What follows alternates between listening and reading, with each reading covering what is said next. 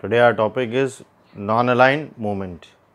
So NAM या non-aligned movement को understand करेंगे class 10th ICSE।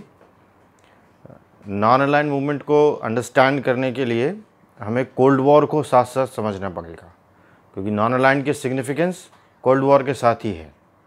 Cold war ख़त्म, नॉन-अलाइन मूवमेंट की सिग्निफिकेंस भी रिड्यूस हो जाएगी। तो ये कोल्ड वॉर कैसे ओरिजिनेट हो रहा है? सेकेंड वर्ल्ड वॉर का जब एंड हुआ, तो सेकेंड वर्ल्ड वॉर के एंड में, in the end of second world war, the armies of USSR invaded from the eastern side of the Germany, and the armies of the Britain invaded from the northern side of Germany. The armies of USA invaded from the western side of Germany, and French invaded from the southern side of Germany.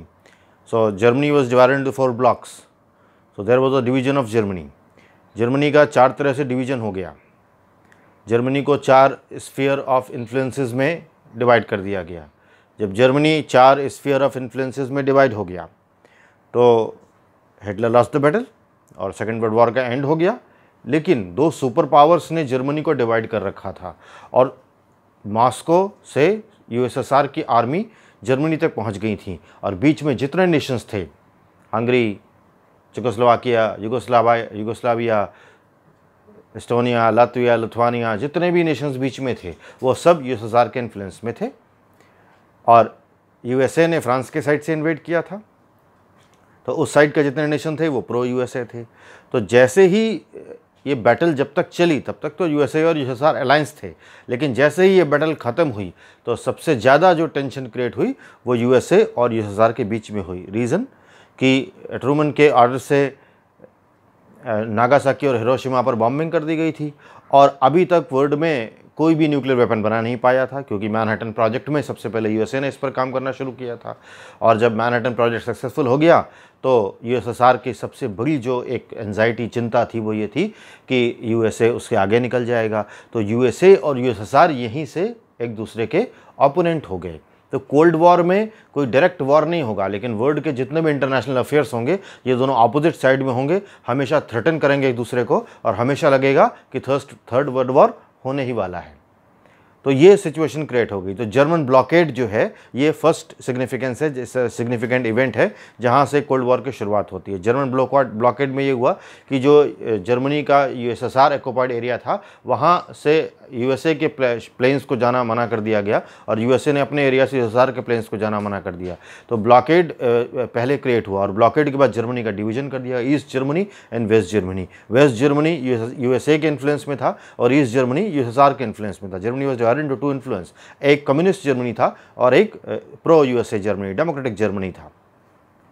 तो यहीं से German blockade से cold war की शुरुआत होती है, और यहीं से इस बात की शुरुआत होती है कि पूरी दुनिया में इन्फ्लुएंस किसका रहेगा। क्योंकि सबसे पहले मार्शल प्लान दिया गया। मार्शल प्लान में यूरोप की इकोनॉमी को बिल्डअप करने की कोशिश की गई। अब पूरे वर्ल्ड को ये 2 सुपर पावर, यूएसए और यूएसएसआर, अपने इन्फ्लुएंस पे लेना चाहते थे। अब अपने इन्फ्लुएंस पे लेने के लिए इन्होंने अलग अलग मिलिट्री अलायंस साइन किए। यूएसए ने नेटो बनाया, पूरे इंटरनेशनल आर्मीज़ बनाई। यूनाइटेड नेशन से इनका कोई कनेक्शन नहीं है। यूनाइटेड नेशन की सिक्योरिटी काउंसिल अलग है, और नेटो अलग पावर सिस्टम की तरह एक्ट कर रहा है। ये अलाइड आर्मीज़ हैं against the USSR, against communist bloc. तो कम्युनिस्ट ब्लॉक भी पीछे नहीं, उसने वार्सो पैक्ट साइन किया, और तो उसने जितने भी कंट्रीज़ थे उनको अपने इन्फ्लुएंस में ले लिया। हंगरी, बुल्गारिया, जितने भी कंट्रीज़ थे सबको अपने इन्फ्लुएंस में लेकर वहाँ अपनी गवर्नमेंट बनाना शुरू कर दिया। तो ऐसी कंडीशन में दुनिया में 2 सुपर पावर्स आपस में लड़ने लगे, और in the mean time USSR moon पर पहुंच गया, और यूएसएसआर ने भी एटॉमिक बॉम्बिंग कर ली। उसके बाद तो एटॉमिक बॉम्ब टेस्ट करने की ऐसी रेस शुरू हुई कि 1980 में ऐसी पोजीशन थी कि निकिता क्रुश्चेव और ब्रेजनेव और उधर से रोनाल्ड रीगन एक दूसरे को ये धमकियाँ दिया करते थे कि ह्यूमैनिटी को हमको डस्ट में मिलाने में 8 मिनट लगने वाला है। तो इतने न्यूक्लियर बॉम्ब्स क्रिएट किए गए। तो ये आर्म्स रेस जो थी, जो फर्स्ट वर्ल्ड वॉर का रीज़न बना, इससे भी बड़ी आर्म्स रेस शुरू हो गई सेकेंड वर्ल्ड वॉर के बाद, और वो आर्म्स रेस हुई यूएसएसआर और यूएसए के बीच में। अब ये आर्म्स रेस तो शुरू हो गई, इसमें बड़ी प्रॉब्लम्स क्रिएट हो गई। पहली प्रॉब्लम क्या कि जो नए कंट्रीज इंडिपेंडेंट हो रहे हैं, जैसे वियतनाम इंडिपेंडेंट हुआ, तो वियतनाम के 2 पार्ट कर दिए गए, नॉर्थ वियतनाम, साउथ वियतनाम। एक पार्ट को यूएसएसआर ने रिकॉग्नाइज कर दिया, एक पार्ट को यूएसए ने रिकॉग्नाइज कर दिया।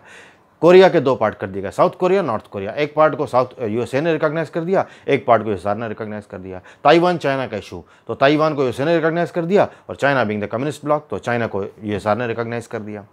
तो इस तरीके से पूरे वर्ल्ड में जहाँ कहीं भी कोई कंट्री इंडिपेंडेंट हो रहा है तो यहाँ इन दोनों का इन्फ्लुएंस अपनी तरीके से वर्क कर रहा है। और बड़ी एग्रेसिव तरीके से किसी भी कंट्री को इन्वेड कर लेना बहुत छोटी बात होती थी। जैसे हंगरी में रिफॉर्म्स किए गए तो तुरंत यूएसआर की आर्मीज़ ने हंगरी को इन्वेड कर लिया, अफगानिस्तान को इन्वेड कर लिया कि हमको यहाँ पर यूएस का थ्रेट है। क्यूबन मिसाइल क्राइसिस बहुत फेमस क्राइसिस है। फिदेल कास्त्रो, क्यूबा में अमेरिका से जस्ट 300 किलोमीटर दूर एक आइलैंड है, और वहाँ पर Fidel Castro anti American government चला रहे, मतलब अमेरिका की बात नहीं मान रहे। और फिदेल कास्त्रो तो 50 साल रूलर रहे वहाँ पर, और अमेरिका पूरी दुनिया पर राज करता रहा, फिदेल कास्त्रो को अपनी सीट से कभी नहीं हटा पाया। ऐसा माना है CIA ने फिदेल कास्त्रो के ऊपर 200 से ज़्यादा अटैक किए, लेकिन फिदेल कास्त्रो को वो किसी भी तरीके से हार्म नहीं कर पाए, वो खुद अपनी मर्जी से अपनी सीट से हटे। तो कुल मिलाकर के क्यूबन मिसाइल क्राइसिस से तो ऐसा लगा कि वर्ल्ड में ये प्रॉब्लम क्रिएट होने ही वाली थर्ड वर्ल्ड वॉर की, कि यूएसएसआर लगातार क्यूबा में सपोर्ट कर रहा था, और क्यूबा इतने पास में एक आइलैंड है जिसको अमेरिका गवर्नमेंट हटा नहीं पा रही थी, तो वहाँ पर न्यूक्लियर मिसाइल्स, न्यूक्लियर वॉरहेड लगा दिए गए थे कि विद इन 8 मिनट्स अमेरिका और यूएसएसआर और पूरा वर्ल्ड डिस्ट्रॉय हो सकता था। तो ये टेंशन्स जो क्रिएट हुए, तो टेंशन्स का रीज़न तो वाशिंगटन और मॉस्को था, लेकिन कोई भी छोटी सी बात से तुरंत थर्ड वर्ल्ड वॉर की बात होने लगती थी। यही कोल्ड वॉर है, और थर्ड वर्ल्ड वॉर से दोनों डरे हुए थे क्योंकि दोनों के पास एटम बम थे। तो किसी ने भी एटम बम नहीं चलाए, लेकिन दोनों ने बनाए खूब। ऐसी कंडीशन में जो नए नए इंडिपेंडेंट कंट्रीज़ है वो क्या करें? इंडिया, इंडोनेशिया, केनिया, घाना, इजिप्ट, युगोस्लाविया, चेकोस्लोवाकिया, इंडोनेशिया, ये सब कंट्रीज़ क्या करें? क्या करें? हम ज्वाइन कर लें वार्सो पैक्ट, या हम ज्वाइन कर लें नेटो, और ये 2 सुपर पावर्स के किसी है, क्योंकि ये तो हर कंट्री के सामने ऑफर था कि आप किसी को भी ज्वाइन कर लीजिए। तो बस यहीं पर जवाहरलाल नेहरू ने जो कुछ सीखा था इंडिया में और गांधी जी से, उसी को इंटरनेशनल लेवल पे करना शुरू कर दिया। मैं थोड़ा अलग तरीके से आपको बताऊंगा बात को, कि हमने भारत में अंग्रेज़ों के खिलाफ गोलियां तो बहुत कम चलाई, आज़ाद हो गए, तो इंटरनेशनल पॉलिसी भी उनकी यही थी। उसी को नॉन लैंड मूवमेंट कहते हैं। ना तो हम मॉस्को के साथ हैं, ना हम यूएसए के साथ हैं, हम दोनों के साथ हैं। लेकिन अगर आप हमसे कहोगे कि आप नेटो पे साइन करो, ट्रीटी करो, मिलिट्री अलायंस, तो हम नहीं करेंगे। आप कहोगे हमसे वार्सो पैक्ट पे साइन करो, तो हम नहीं करेंगे। अगर आप साउथ अफ्रीका में अपार्थाइड की पॉलिसी चलाओगे, रंगभेद की नीति चलाओगे, तो हम उसका विरोध करेंगे। मानवता के साथ हम खड़े हुए हैं, मानवता के साथ हम खड़े हुए हैं, और इंडिपेंडेंट अपनी डिसीजन लेंगे। एक बार तो अमेरिकन कांग्रेस में जवाहरलाल नेहरू ने यह स्टेटमेंट दिया कि अगर वर्ल्ड में सिक्योरिटी थ्रेटन करी जाएगी और जहां पर फ्रीडम को छीना जाएगा, तो क्या हम इनएक्टिव नहीं रहने वाले? लेकिन सच बात यह है कि नॉन लैंड मूवमेंट इनएक्टिव ही रहा। बस मैंने इतनी सारी क्राइसिस का नाम लिया। ईरान इराक वॉर हुआ, 80 में शुरू हो गया। नॉन लैंड मूवमेंट में 210 से ज़्यादा कंट्रीज एक समय शामिल हो गए, और इसमें वो सारे लोग शामिल थे जो सेकेंड वर्ल्ड वॉर के बाद आज़ाद हुए थे। और यही इंडियन डिप्लोमेसी की बहुत बड़ी जीत थी कि जवाहरलाल नेहरू ने इंडियन फ्रीडम स्ट्रगल से जो कुछ सीखा था उसको इंटरनेशनल लेवल पर उन्होंने लागू कर दिया। नेहरू बिगेस्ट फ्रेमर थे नॉन लैंड मूवमेंट के। नेहरू ने सुकर्गो को, इंडोनेशिया के जो प्रेसिडेंट थे, उनको कन्विंस किया अपनी पॉलिसी के किसी भी ग्रुप को ज्वाइन करने में हम लोगों का नुकसान है, हम किसी भी मिलिट्री पैक्ट को ज्वाइन नहीं करेंगे। जबकि बड़े बड़े ऑफर थे, पाकिस्तान ने तुरंत ज्वाइन कर लिया, तो पाकिस्तान तुरंत प्रो अमेरिका हो गया। लेकिन इंडिया प्रो अमेरिका या प्रो यूएस नहीं हुआ। तो यूएसएसआर को हमेशा शक बना रहा कि अब यूएसए के साथ हैं, और यूएसए को हमेशा शक बना रहा कि अब यूएसआर के साथ हैं, लेकिन एक्चुअली हम किसी के साथ नहीं थे। तो क्योंकि हमारा ये कहना था कि आपके लड़ाई झगड़े में हमको नहीं पड़ना, हम केवल जो नेसेंट कंट्रीज़ हैं उनकी जो फेवर में चीज़ें हैं केवल वो करेंगे, और हम यूनाइटेड नेशन, वर्ल्ड पीस और वर्ल्ड सिक्योरिटी और फ्रीडम और इसके लिए बात करेंगे। हमको लड़ना नहीं, हमको किसी मिलिट्री अलायंस में शामिल नहीं होना है। किसी मिलिट्री अलायंस में अगर हम शामिल हो गए तो हमारा जो हित है वो ठीक नहीं होगा। तो बेसिकली ये वही कुछ तो है जो हमने फ्रीडम स्ट्रगल में किया था कि हम आर्म्स नहीं उठाएंगे। तो इंटरनेशनल लेवल पर भी हमने आर्म्स नहीं उठाए, हमने यही कहा कि हम यूनियन बना के प्रेशर बनाएंगे, तो हमने यूनियन बना ली और यूनियन बहुत बड़ी थी, 210 कंट्रीज़ की थी। तो ये सब शुरुआत हुई और हमने तो चाइना के साथ भी साइन कर लिया, पंचशील का सिद्धांत दिया गया, नॉन एग्रेशन होगा, एक दूसरे की म्यूचुअल रिस्पेक्ट करी जाएगी। और ये चाओ एन लाई चाइना के हेड थे और इसके साथ हमने पंचशील का प्रिंसिपल बाकायदा बनाया गया। इसमें 5 प्रिंसिपल्स दिए गए, एक दूसरे को अग्रेस नहीं किया जाएगा, एक दूसरे को सपोर्ट किया जाएगा, एक दूसरे की रिस्पेक्ट करी जाएगी, डिग्निटी रखी जाएगी, और इंटरनल अफेयर्स में तो बिल्कुल भी इंटरफियर नहीं करना है। लेकिन इंटरनल अफेयर्स में इंटरफियर क्या, इंडिया पे इन्वेजन ही हो गया चाइना ने 1961 में किया। ना तो जवाहरलाल नेहरू और ना ही नैम इसमें कुछ भी नहीं कर पाया, क्योंकि उनके पास ना तो कोई आर्मी थी और ना ही, यानी नॉन लैंड मूवमेंट का जो फाउंडिंग मेंबर जो एक था उसने खुद ही हमारे ऊपर अटैक कर दिया। तो कुल मिलाकर के नैम वर्ल्ड में एग्रेशंस को रोकने में तो उसका कोई सक्सेस नहीं रही। लेकिन क्योंकि उसकी कोई आर्मी ही नहीं है, क्योंकि उसको कोई किसी ग्रुप को, किसी अलायंस को, किसी मिलिट्री पैक्ट को ज्वाइन करना ही नहीं है, तो फिर नैम को करना क्या है। नैम यूनाइटेड नेशंस में प्रेशर क्रिएट करता है। नैम का जो नया रोल है वो ये है कि हम वर्ल्ड बैंक और आईएमएफ और जितने भी ऑर्गेनाइजेशंस हैं, वो जो थर्ड वर्ल्ड कंट्रीज़ हैं और वो जो ऐसे कंट्रीज़ हैं उनके ऊपर जो अपनी मोनोपोली चलाते हैं, उनको जो लंबे लंबे बड़े बड़े जो लोन्स देते हैं और लोन्स देने के बाद उन पर जो हैवी जो इंटरेस्ट लेते हैं, उनको वर्ल्ड बैंक और आईएमएफ के जो प्रॉब्लम्स है उनसे बचाना। तो अब ये नैम का नया रोल है। और इसके पहले नैम का रोल क्या था? नैम का रोल इसके पहले ये था कि जो नए कंट्रीज़ हैं, जहाँ भी जैसे अफ्रीका में रंग भेद की नीति थी तो उसके खिलाफ आवाज़ उठाई गई। पूरी दुनिया में एक नया इकोनॉमिक ऑर्डर लाने की बात हुई तो उसके लिए आवाज़ उठाई गई। साथ में ये बात करी गई कि ये न्यूक्लियर डिसआर्ममेंट किया जाए, यानी कि ये जो इतनी ज़्यादा बॉम्ब्स बन रहे हैं, न्यूक्लियर बॉम्ब्स बन रहे हैं, देखिए ये शुरुआत तो बाडूंग से होती है और इसके बाद यूगोस्लाविया में बेलग्रेड में इसकी ऑफिशियल मीटिंग हो जाती है और इसके बाद ब्रूनोस आयर्स में, अर्जेंटीना में, और इसके बहुत सारे मीटिंग्स होती हैं। न्यू दिल्ली में भी इसकी मीटिंग हुई, इंदिरा गांधी ने इसको हेड किया, कर्नल नसीर और साथ में मार्शल जोसेफ ब्रेस टिटो, ये इसके बड़े बड़े लीडर्स थे, फाउंडिंग मेंबर थे। ये सारे वो लोग थे जो थर्ड वर्ल्ड कंट्री के लोग थे और जो इस कंडीशन में नहीं थे कि वो यूएसएसआर को या यूएसए के अलायंस को ज्वाइन कर लें। तो बेसिकली इस पूरे पीरियड में 1947 से लेकर के 1991 तक नॉन अलाइंड मूवमेंट या नाम ने क्या किया है?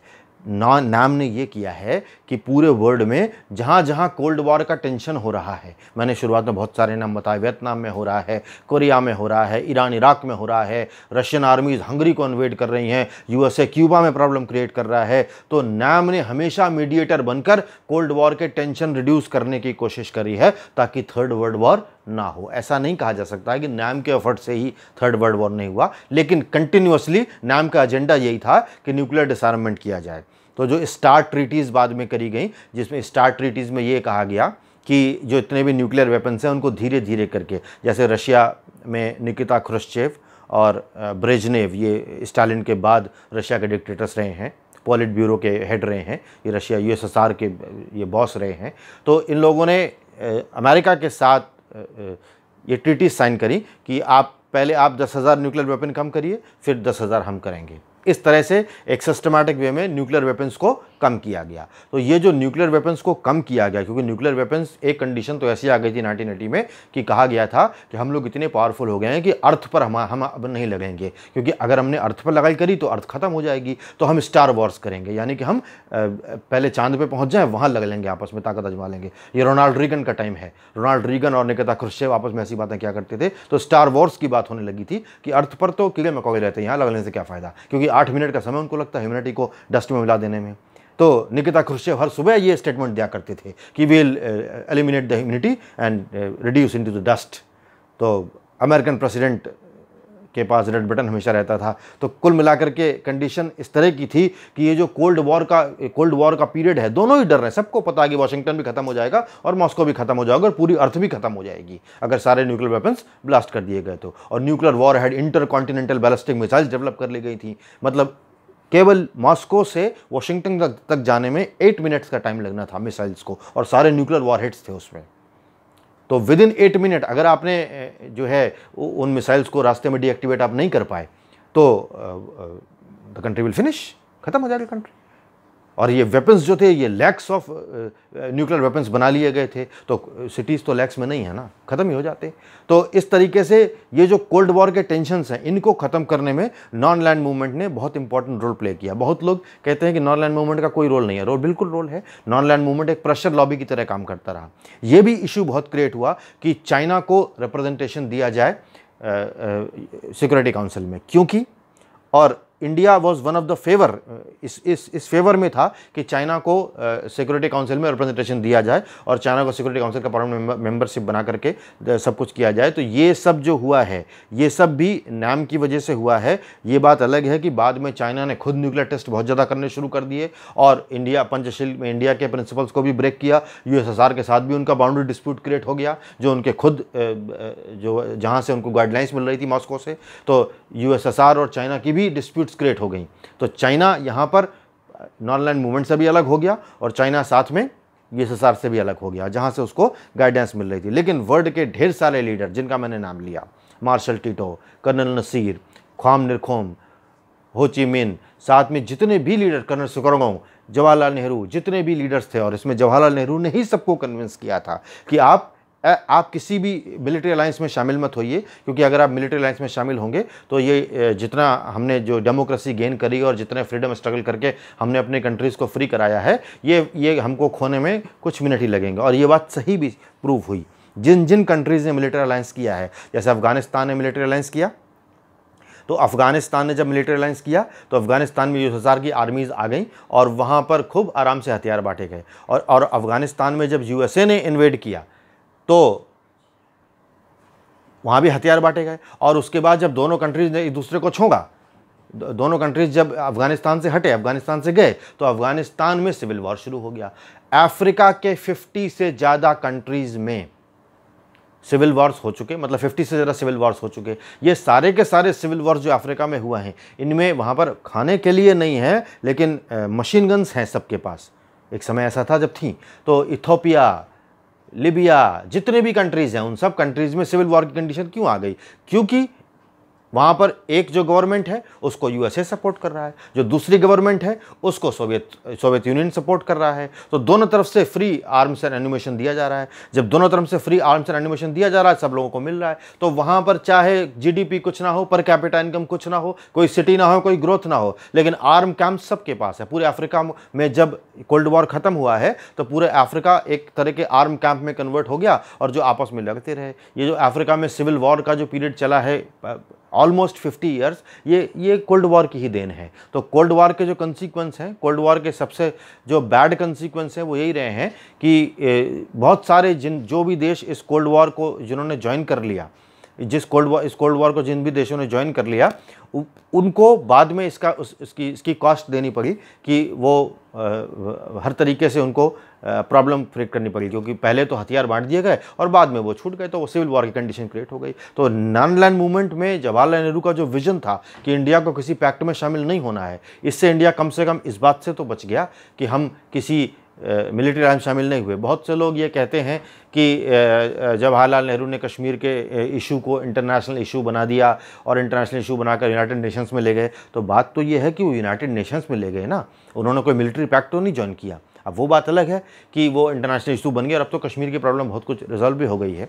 तो ये इंडियन डिप्लोमेसी की बहुत बड़ी जीत थी कि वर्ल्ड के 200 कंट्रीज़ हमारी सुझाई पॉलिसी पर चल रहे थे और ये दोनों जो वर्ल्ड के जो ग्रुप्स थे उनमें से किसी को भी ज्वाइन ना करने का उन्होंने डिसीजन लिया था और ये प्रेशर लॉबी की तरह वर्क कर रहा था। तो कुल मिलाकर के बात ये है कि नाम के आर्किटेक्ट जवाहरलाल नेहरू हैं। चाउ एन लाई जो चाइना के हेड हैं, प्रीमियर हैं, चाइना इसके फाउंडिंग मेंबर्स में से एक हैं। और चाउ एन लाई जब इंडिया में आए थे तो हिंदी चीनी भाई भाई के नारे लगे थे, लेकिन चाइना एक ऐसा कंट्री है जो नॉन लैंड मूवमेंट में शामिल होने के बाद जिसने सबसे बड़ा धोखा किया है, क्योंकि उसका कोई भी जो एक्ट है वो प्रो नॉन लैंड मूवमेंट नहीं था। क्योंकि शामिल होने के बाद इंडिया पर अटैक करना, रशिया के साथ इंडिया पर अटैक करना और रशिया के साथ इन्वेड करके मतलब बाउंड्री डिस्प्यूट क्रिएट करना और साथ में ऑलमोस्ट हर कंट्री जो चाइना के साथ लगा हुआ है उसके साथ चाइना का बाउंड्री डिस्प्यूट है। तो ये सारी प्रॉब्लम्स जो क्रिएट हुई हैं, ये सारी की सारी प्रॉब्लम चाइना की पॉलिसी की वजह से क्रिएट हुई हैं। और चाइना ने जो किया है उसके कारण चाइना सुपर पावर बना या जो भी बना, लेकिन वर्ल्ड की जो पीस है उसको उसने डिस्टर्ब किया शुरू से ही। तो चाइनीज़ पॉलिसी हमेशा वर्ल्ड पीस को डिस्टर्ब करने वाली रही है शुरुआत से ही। तो पहले उन्होंने नॉन लैंड मूवमेंट में वो शामिल हुए और बाद में नॉन लैंड के सारे प्रिंसिपल्स को उन्होंने ब्रेक किया।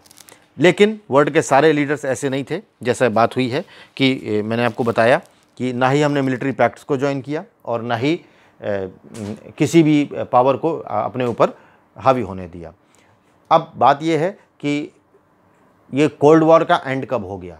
कोल्ड वॉर का एंड हो गया 1991 में, क्योंकि यूएसएसआर जो खुद इतनी बड़ी सुपर पावर था, यूएसएसआर में ही इंटरनल रिफॉर्म शुरू हो गए। वो था union of Soviet and socialist republics, और union of Soviet and socialist republic के जो पोलिट ब्यूरो के हेड थे वो थे मिखाइल गॉर्बाचोव 1991 में। और मिखाइल गॉर्बाचोव ने वहाँ पर डेवलपमेंट शुरू किए कि जो भी फ्रीडम चाहते हैं यूएसएसआर से, जो फेडरेशन है जो 1917 में लेनिन ने बनाया था, अगर आप वो फ्रीडम चाहते हैं तो उस फ्रीडम में आप वोट करके कंट्री से अलग हो सकते हैं।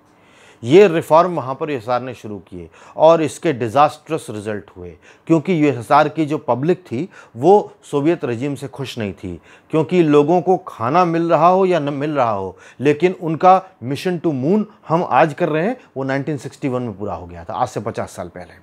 तो सोवियत कॉस्मोड्रोम मतलब स्पेस साइंसेज में, एटॉमिक एनर्जी में ज़रूर यूएसए थोड़ा सा आगे रह गया, लेकिन स्पेस साइंसेज में यूएसएसआर बहुत आगे था। और सारा का सारा इन्वेस्टमेंट जो है यूएसएसआर का, टैक्स का इन्वेस्टमेंट जो था वो वॉर मशीनरी में और रिसर्च में जाता था, साइंटिफिक रिसर्च में। यही वो समय था जब यूएसएसआर में वर्ल्ड लेवल के इन्वेंशंस हुए हैं और वो यूएसएसआर ने पूरी दुनिया को वो कुछ दिया है जिसको आज पूरी दुनिया फ़ायदा उठा रही है। तो अमेरिका में CIA में तो पूरा डिपार्टमेंट 1 लाख एम्प्लॉयज़ रखे गए थे इस चीज़ के लिए कि कैसे यूएसएसआर को ब्रेक किया जाए। 30 साल तक वो 40 साल तक ऐसी कोशिशें करते रहे, लेकिन यूएसएसआर ब्रेक नहीं हो पाया। फाइनली यूएसएसआर में पब्लिक को ही पसंद नहीं आया। प्रॉब्लम ये थी कि एक साइंटिस्ट की सैलरी भी वही है जो एक रिक्शा पुलर की सैलरी है, यानी यूएसएसआर का जो सबसे बड़ा साइंटिस्ट है उसकी भी वही सैलरी है जो किसी रिक्शा पुलर की है। तो ये इक्वालिटी लोगों को पसंद नहीं आई।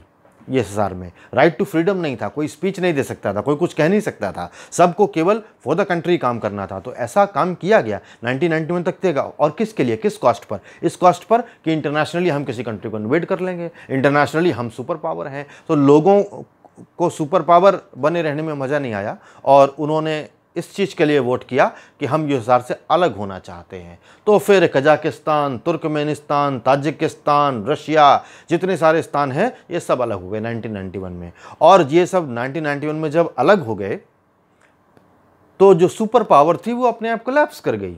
और जब सुपर पावर कोलैप्स कर गई तो क्या होगा? वर्ल्ड यूनिपोलर हो गया, बाईपोलर से वर्ल्ड यूनिपोलर हो गया। तो अब नैम क्या करेगा? कौन सा प्रेशर रिड्यूस करेगा? तो अब नैम का रोल ही क्या रह गया? नैम तो क्रिएट ही इसलिए हुआ था कि कोल्ड वॉर की जो टेंशन है उसको कम किया जाए। अब कोल्ड वॉर ही खत्म हो गया तो नैम का रोल खत्म हो गया क्या? नहीं, नैम का रोल नहीं खत्म हुआ, क्योंकि यूनिपोलर वर्ल्ड ज़्यादा खतरा है, बाईपोलर वर्ल्ड कम खतरा था। अब यूनिपोलर वर्ल्ड में दुनिया में केवल एक ही पावर है और वो है यूएसए। और यूएसए ने अपनी पैरेलल नेटो आर्मीज बना रखी हैं, सिक्योरिटी काउंसिल से ज़्यादा पावरफुल हैं। तो ये बताइए सिक्योरिटी काउंसिल के होने की क्या सिग्निफिकेंस है? जहां पर इराक पर बॉम्बिंग करनी थी वहां पर कौन रोक पाया? उन्होंने, नेटो आर्मीज ने काम किया और इराक पर बॉम्बिंग करके पूरा इराक को खत्म कर दिया। और कहा गया कि सद्दाम हुसैन केमिकल वेपन्स बना रहे हैं, और बाद में 2-3 बोतलें वहां से केवल निकली।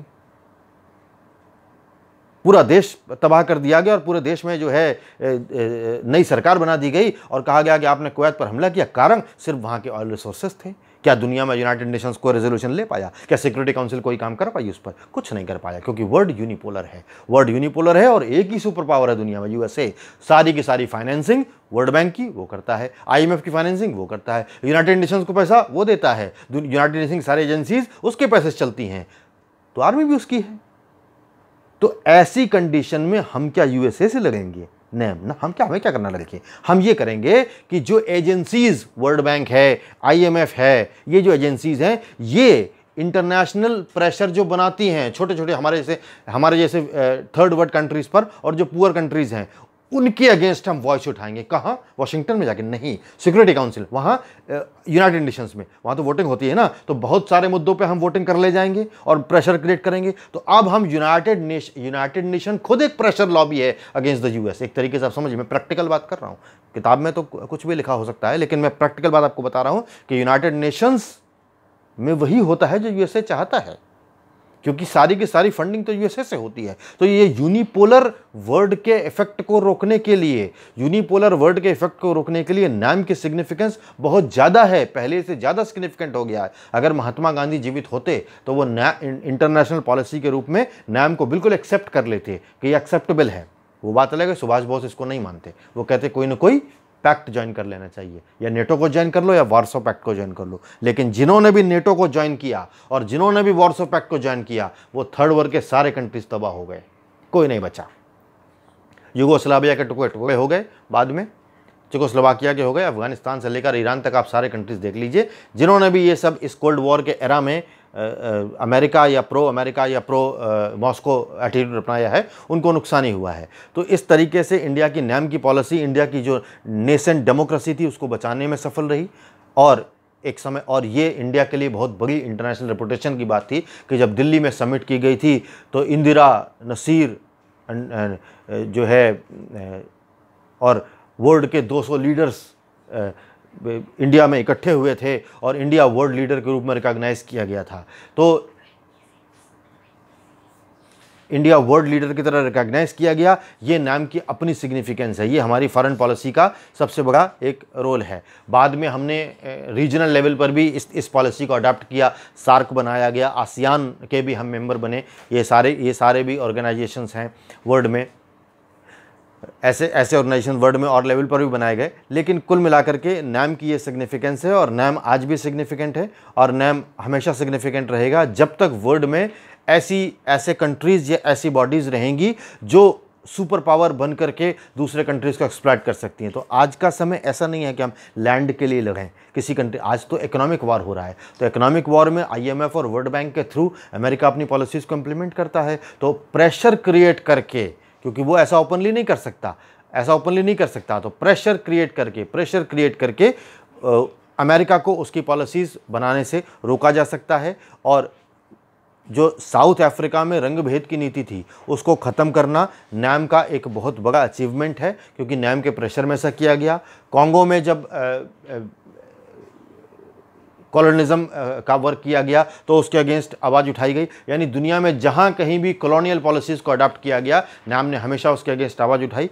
और ये एटीट्यूड, ये फॉरेन पॉलिसी अडॉप्ट करके इंडिया एटलीस्ट जिस भी रेट से रहा हो, लेकिन उसको कोई इंटरनेशनल क्राइसिस का सामना नहीं करना पड़ा। तो एक तरीके से नाम एक सक्सेसफुल अप्रोच रही, इंडियन फॉरेन पॉलिसी का ये बेस बना, और इसने अपने अलग अलग रूप बदले। अब कोल्ड वॉर ख़त्म हो चुका है, तो नाम ने अपना अलग नेचर अडॉप्ट कर लिया है, लेकिन फिर भी नाम का अचीवमेंट यही है और यही नाम की सिग्निफिकेंस है। और जब तक वर्ल्ड में यूनिपोलर वर्ल्ड रहेगा, तब तक ये सिग्निफिकेंस नाम की बनी रहेगी। Thank you very much for watching.